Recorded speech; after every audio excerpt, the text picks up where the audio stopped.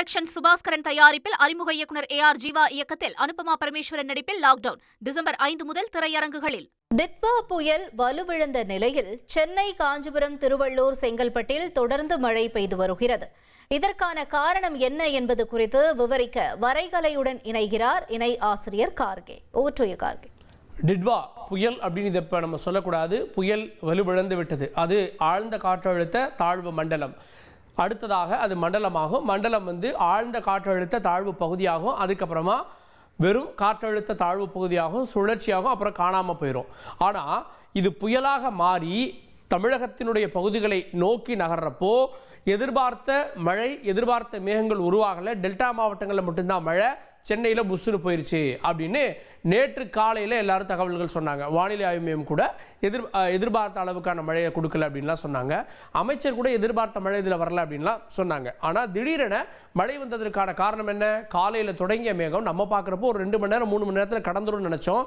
ஆனால் கடக்காமல் மேகம் வந்து கொண்டே இருக்கிறது. நேற்று கொடுக்கப்பட்ட அலர்ட் இன்னைக்கு வந்திருக்கோம் அப்படின்ற கேள்விகளும் எழுந்திருக்கிறது. இன்னைக்கு கிட்டத்தட்ட ரெட் அலர்ட்டுக்கான எல்லா வாய்ப்புகளுமாக மாறி இருக்கிறது சென்னை, செங்கல்பட்டு, காஞ்சிபுரம், திருவள்ளூர் மாவட்டங்கள். சரி, இப்போது எங்கெல்லாம் மேகம் இருக்கிறது அப்படின்னு பார்த்தீங்கன்னா, மேகம் இந்த புயலானது, புயல் அப்படின்றது இப்போ நம்ம புயல்னு சொல்லக்கூடாது, ஆனாலும் டிட்வா அப்படின்ற பெயர் பழக்கப்பட்டதால் இந்த டிட்வா தாழ்வு மண்டலமானது இந்த பகுதியில் இருக்கிறது. இது சென்னைக்கு கீழே இருக்கிறது. புயலை பொறுத்த வரைக்கும் ஒன்று யோசிங்க. புயல் உங்களுடைய எல்லையை தாண்டி விட்டால், உங்களுடைய பகுதியை தாண்டி விட்டால் அதனால் அதன் பிறகு மழை ஏற்படுத்த முடியாது. காரணம் என்னென்னா, அது வடமேற்காக மேகங்களை குவிக்கும். இப்போது இங்கே நின்ற இந்த புயல் அப்படின்றதுடைய கண் பகுதியால் மேக குவியல்கள் இங்கே வருகிறது. இப்போதைக்கு மழை எங்கெல்லாம் பெய்கிறது அப்படின்றத நம்ம பார்த்துடலாம். சென்னையை நோக்கி காலையிலிருந்து மழை மேகங்களை அனுப்பி கொண்டே இருக்கிறது அப்படின்றத நம்ம பார்க்குறோம். இப்போது தீவிரமான மழை மேகங்கள் அப்படின்றது தாம்பரத்தில் தொடங்கி, அதாவது இப்போ பார்த்தீங்கன்னா ஸ்ரீபெரும்புதூரில் மழை பெய்யும். ஸ்ரீபெரும்புதூர்லேருந்து மேலே ஆவடி, அடுத்ததாக பொன்னேரி, கும்மிடிப்பூண்டி, சத்தியவேடு, தடா வரைக்கும் மழை மேகங்கள் இப்போது சூழ்ந்திருக்கிறது. இங்கெல்லாம் மழை பெஞ்சிட்டு இருக்கும். இந்த டென்ஸ் எப்படி இருக்கும் அப்படின்னா, இந்த டென்ஸை பொறுத்த வரைக்கும் லேசான மழையாக இருக்காது, வெறும் சாரலாக இருக்காது. சாரலை தாண்டிய மிதமான மழையாக இருக்கும். சில நிமிடங்களில் கனமழையாக இருக்கும். அதுதான் இப்போது இருக்கக்கூடிய நிலவரம். சரி, வெறும் காற்று சுழற்சியாக மட்டுமே நின்றுச்சே, அது எப்படி திடீர்னு வலுப்பெற்றது அப்படின்ற கேள்வி எல்லோருக்குமே எழக்கூடும். நம்ம அதுக்கு காற்றை பார்க்கணும். காற்றினுடைய தற்போதைய நிலை இது. காற்று எங்கே இருக்கிறது? காற்றினுடைய சுழற்சி இங்கே இருக்கிறது. இதனுடைய அழுத்தம் பாருங்க, இங்கே இருக்கு. இது கீழிருந்து மேலாக வந்தது. ஸோ இது கீழிருந்து மேலாக வந்தபோது இதற்கு தேவையான அழுத்தமும் சக்தியும் கிடைக்கவில்லை அப்படின்றத நம்ம பார்க்குறோம். இது கீழிருந்து எப்படி வந்தது அப்படின்னா, ஸோ ஓகே, கீழிருந்து மேலாக இங்கேருந்து வந்தது. இங்கேருந்து இப்படியே வந்தது. இங்கே வர்ற வரைக்கும் என்னாச்சு அப்படின்னா, டெல்டாவில் மழையை கொடுத்தது. மழையை கொடுத்த பிறகு மழை குறைவாக சென்னையில் லேசான மழையோடு பெரிய மேகம் வந்தது. ஆனால் லேசான மழையாக நேற்றைய காலை தினம் இருந்தது. அவ்வளோதான் அப்படின்றப்போ ஈவினிங்க்கு மேலே மழை கொஞ்சம் சிவியர் எடுக்க ஆரம்பிச்சது. அப்புறம் விட்டுருச்சு. அப்புறம் காலையில் தீவிரம் எடுக்கிறது. ஸோ இந்த மாதிரியானதற்கான காரணம் என்ன அப்படின்றதையும் நம்ம பார்த்து விடலாம். இந்த காற்றை பொறுத்த வரைக்கும் கீழ்மட்டத்தில் இருக்கிறது. தரையில் நாம் இந்த காற்று சுழற்சியை பார்க்குறோம். இந்த புயல் பார்த்தீங்கன்னா ஒரு 4 கிலோமீட்டர் 5 கிலோமீட்டர் அப்படின்னு ஒவ்வொரு புயலுடைய ரேஞ்சை பொறுத்து இருக்கும், அதனுடைய உயரம் அப்படின்றது இருக்கும். இப்போது இதற்கு தேவையான, அதாவது இது இங்கே இருக்கும்போது இங்கிருந்து வந்த வறண்ட காற்று, அதாவது இங்கெல்லாம் ஈரப்பதம் இல்லாத வறண்ட காற்று வந்ததால் இலங்கையிலிருந்து டயர்டாக வந்த இந்த புயல் தேவையான எனர்ஜி கிடைக்காம மேலும் புயல் அப்படின்ற பெயரோடு மேக கூட்டங்களை உருவாக்க முடியாத ஒரு டம்மி புயலாக மேலே வந்ததும் அவ்வளோதான் முடிஞ்சதுன்னு நினச்சப்போ, அது அங்கே வந்ததற்கு பிறகு அதை பல்வேறு காரணிகள் கட்டுப்படுத்தி ரொம்ப ஸ்லோவாக நகர்ந்தது. ஸ்லோவாக நகர்றப்போ இங்கே அதுக்கு பாசிட்டிவாக ஒரு விஷயம் கிடைத்தது. என்ன பாசிட்டிவாக விஷயம் அப்படின்னா, அதற்கு நீங்கள் மேகத்திற்கு மேலே சென்று பார்க்க வேண்டும். எப்படி பார்க்கிறது அப்படின்னா, காற்றை பொறுத்த வரைக்கும் இதனுடைய உயரத்தை பார்க்கணும். இப்போது நாம் பார்ப்பது தரைமட்டம். தரைமட்டத்திலிருந்து அதனுடைய உயரத்தை மெல்ல மெல்ல 600 மீட்டர் அப்படின்னு உயர்த்துறோம். அப்படியே பாருங்கள், 900 மீட்டர். ஓகே, 2 கிலோமீட்டருக்கு மேலே பார்த்தீங்க அப்படின்னா 2 கிலோமீட்டருக்கு மேலே இந்த புயல் நார்மலாக இருக்குது. கிட்டத்தட்ட 4 கிலோமீட்டர். ஸோ 4 கிலோமீட்டரில் பார்க்குறப்போ இங்கே புயல் இருக்க மாதிரியே இல்லை, சின்ன கண்ணு மாதிரி தான் இருக்குது. அதன் பிறகு இருக்கக்கூடிய நிலவரத்தை பார்க்கலாம். இப்போது நாம் 5 கிலோமீட்டருக்கு போய்விட்டோம். 5 கிலோமீட்டர் உயரத்திலிருந்து நாம் இப்போது பார்த்து கொண்டிருக்கிறோம். அடுத்தது 9 கிலோமீட்டர் தூரத்தில் 7 கிலோமீட்டரில் பார்க்குறோம். ஸோ 7 கிலோமீட்டர் போகிறப்போ என்ன ஆகுதுன்னா, இங்கே இருக்கக்கூடிய இந்த மேல் காற்று இருக்குல்ல, இமயமலைக்கு போகக்கூடிய இந்த ஜெட் ஸ்ட்ரீம், இதனுடைய ஈரப்பதம் இந்த டம்மியாக சுழன்று கொண்டிருக்கக்கூடிய நிகழ்வுக்கு அது ஈரப்பதத்தை கொடுக்கிறது. ஒன்றும் இல்லை, ஒரு ஃபேனை போடுறீங்க, ஒரு ஃபேன், டேபிள் ஃபேன் உங்களை நோக்கி ஓடிக்கொண்டிருக்கிறதுன்னு வைங்க. டேபிள் ஃபேன் உங்களுக்கு காற்றை கொடுத்துட்ருக்கோம். ஒரு ஊதுபத்தியவோ ஒரு சாம்பிராணியவோ பொருத்தி டேபிள் ஃபேனுக்கு பின்னாடி வச்சிங்கன்னா அது புகையை வாங்கி அப்படியே உங்கள் முன்னாடி கடத்தும் இல்லையா? அதே மாதிரி ஒரு எஃபெக்ட் தான் இது. சுழன்று கொண்டிருக்கும் போது இந்த ஈரப்பதம் இதற்கு கை கொடுத்ததால இந்த சுழற்சி அதிக மேக குவியல்களை உருவாக்கி சென்னையை நோக்கி தந்து கொண்டிருக்கிறது.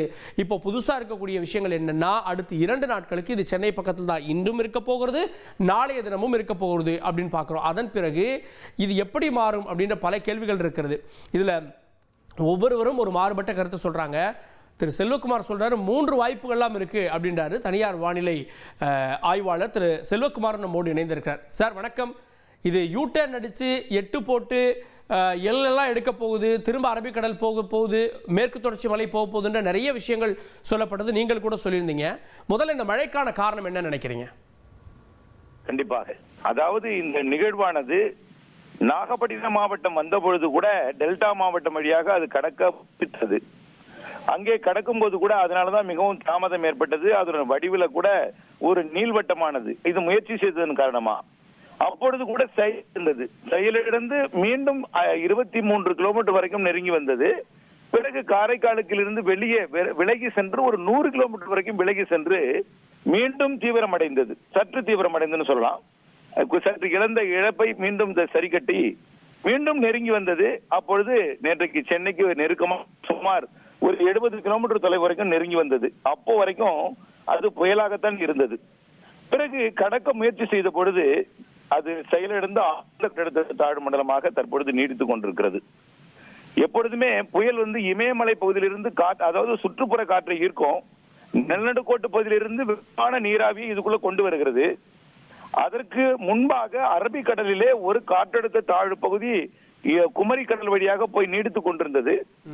தன் பக்கம் கட்டுப்படுத்தி வைத்திருந்த ஒரு குளிர் அலையை நம்முடைய நாகப்பட்டினம் மாவட்டம், அதாவது இலங்கையிலிருந்து டெல்டா மாவட்ட கரை அருகே இறங்கும் பொழுது அந்த நிகழ்வானது செயலிழந்த காரணத்தினாலே அதிகமான குளிர் அலையை, குளிர்காற்றை நம்முடைய வங்கக்கடல் நிகழ்வை நோக்கி, வங்கக்கடல நாகப்பட்டினம் அருகே இருக்கும் பொழுது கொண்டு வந்து விட்டது.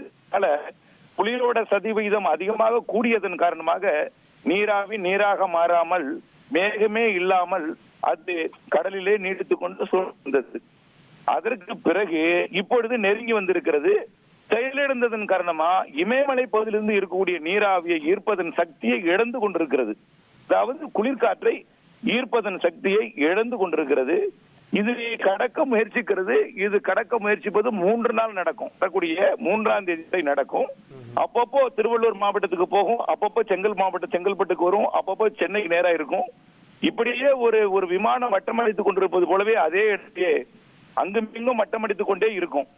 அதுக்கு மேலும் செயலிழக்கும் பொழுது இதற்கு வரக்கூடிய குளிர்காற்றோட அளவு குறையும். அப்போ மழையோட அளவு கூடும். செயலிழக்கும் பொழுது அப்போ உள்ளே குளிர் வருவதற்கு தடைபட்டுவிடும். இமயமலையிலிருந்து இருக்கக்கூடிய சக்தியை இழந்த பிறகு, அது குளிர் குறைந்த பிறகு ஊடகமாக இருக்கக்கூடிய நம்முடைய தமிழ்நாடு அடர் குறைந்த ஊடகமாக மாறிவிடும். உடனடியாக அது உள்ளே நுழைய தொடங்கும். அப்ப திருவள்ளூரில் நுழைந்தாலும் அது சென்னை வழியாக, செங்கல்பட்டு, விழுப்புரம் வழியாக, திருவண்ணாமலை வழியாக தெற்கு நோக்கி பயணித்து டெல்டா மாவட்டங்கள் வழியாக செயலிழந்த ஒரு காற்றழுத்த தாழ்வு பகுதியாக போகும். ஒருவேளை அது நகர்ந்து கொண்டிருக்கும் போது சென்னையில் நுழைந்தாலும் அதே வழி திறந்தால் செங்கல்பட்டு மற்றும் விழுப்புரம் மாவட்டம் வழியாக காற்று சுழற்சியாக போகும், தாழ்வு பகுதியாக போகும். அது செங்கல்பட்டு மாவட்டம் அருகே செல்ற பொழுது உள்ளே நுழைந்து விட்டால் அது அப்படியே செங்கல்பட்டிலிருந்து அப்படியே விழுப்புரம் வழியாகவே அது டெல்டா, திருச்சி மற்றும் அப்படியே தென் மாவட்டங்கள் நோக்கி பயணிக்கும். ஆகவே இது எது எப்படியோ எங்கே நுழைந்தாலும் போவது உள் மாவட்டங்கள், தென் மாவட்டங்கள் வழியாக மேற்கு தொடர்ச்சி மலை வழியாக அரபிக்கடல் போக போகிறது.